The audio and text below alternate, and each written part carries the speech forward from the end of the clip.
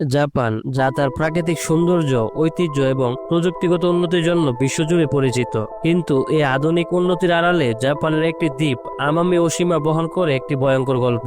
জাপানে এমন একটি দ্বীপ রয়েছে যেখানে সাপের কারণে জীবন হয়ে উঠেছিল খুবই কঠিন।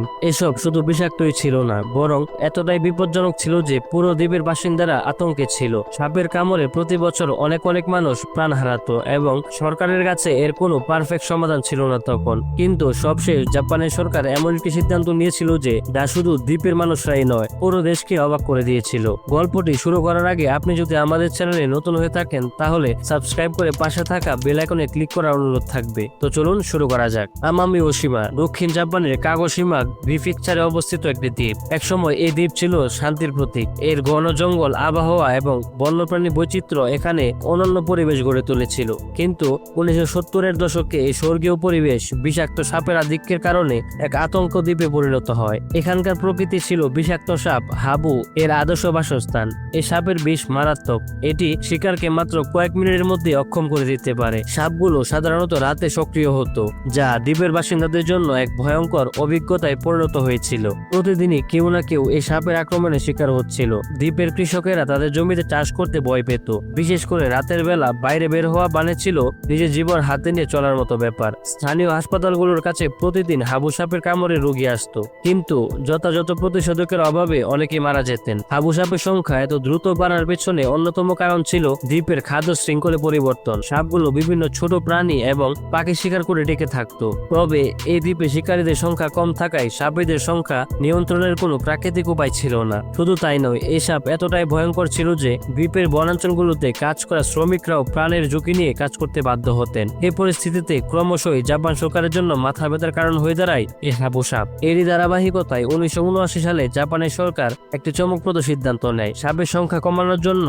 আমামি ওশিমা দ্বীপপুঞ্জে মঙ্গুজ বা বেজি ছেড়ে দেওয়ার পরিকল্পনা করা হয়। বেজি একটি সাহসী প্রাণী যা সাধারণত সাপ শিকার করে। প্রথম দিকে মনে করা হয়েছিল এই বেজি দ্বীপের হাবু সাপের সংখ্যা দ্রুত কমিয়ে দিবে। সরকার প্রথম ধাপে প্রায় অনেকগুলো বেজি ছেড়ে দেয়। প্রত্যাশা ছিল সাপ ও বেজির মাঝখানের প্রতিযোগিতা দ্বীপের বাসিন্দাদের জন্য একটি নিরাপদ পরিবেশ সৃষ্টি করবে। কিন্তু বাস্তবে কি ঘটেছিল? পরিস্থিতি তখন আরো খারাপ হয়ে গেল। প্রথমেই বোঝা গেল যে বেজি এবং হাবু সাপ একে অপরের শত্রু হলেও তাদের শিকার করার সময়ের মধ্যে বিরাট পার্থক্য রয়েছে। বেজি সাধারণত দিনের বেলা সক্রিয় থাকে আর হাবু সাপ রাতের বেলা, ফলে তারা একে অপরের মুখোমুখি খুব কমই হতো। ফলস্বরূপ বেজি সাপের পরিবর্তে দ্বীপের অন্যান্য প্রাণীদের শিকার করতে শুরু করে। তারা বিশেষ করে পাখির ডিম, ছোট স্তন্যপায়ী প্রাণী এবং বিরল পোকামাকড় খেয়ে ফেলতে থাকে। এরপরে শুরু হয় বেজির ভয়ঙ্কর প্রভাব। কিছু বিরল প্রজাতির পাখি যারা শুধু আমামি ওশিমায় পাওয়া যেত, এগুলোও প্রায় বিলুপ্তির পথে চলে যায়। দ্বীপের বাসস্থান ভেঙে পড়তে শুরু করে। তখন মানুষের সমস্যা কমার বদলে আরো বাড়তে থাকে।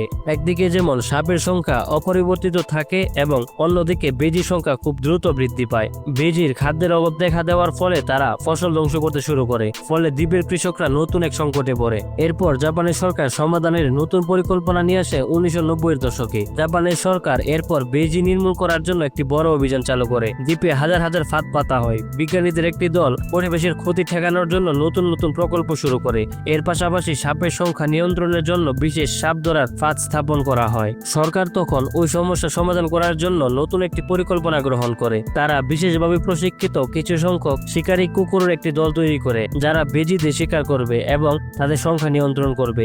এছাড়াও 200-টির বেশি ট্যাব বা ফাঁদ স্থাপন করা হয় এই বেজিগুলোকে ধরার জন্য। এই প্রচেষ্টা অনেকটাই সফল ছিল এবং গত 25 বছরে প্রায় 32,000 বেজি ধরা হয় এবং তাদের খতম করা হয়। শেষ পর্যন্ত মূল সমস্যা রয়ে গিয়েছিল, আর যা ছিল হাবু সাপ। তাই জাপানি বিজ্ঞানীরা নতুন এবং সহজলভ্য অ্যান্টিবায়োটিকের প্রস্তুতের গবেষণা শুরু করেন। তাদের গবেষণার মাধ্যমে সাপের বিষের জেনেটিক মানচিত্র তৈরি করা হয়। এই গবেষণা শুধু সাপের বিষের চিকিৎসা নয়, বরং এর মাধ্যমে অন্যান্য রোগের চিকিৎসার নতুন সম্ভাবনার দ্বার তৈরি করে। সবশেষে আমামি ওশিমার ঘটনা আমাদের স্মরণ করিয়ে দেয় যে প্রকৃতির চক্রে হস্তক্ষেপ করলে তার ভয়াবহ পরিণতি কেমন হতে পারে। প্রকৃতির প্রতিটি উপাদান একে অপরের সাথে যুক্ত। যদি একটি উপাদান বদলে দেওয়া হয় তাহলে পুরো চক্রটি ভেঙে পড়তে পারে।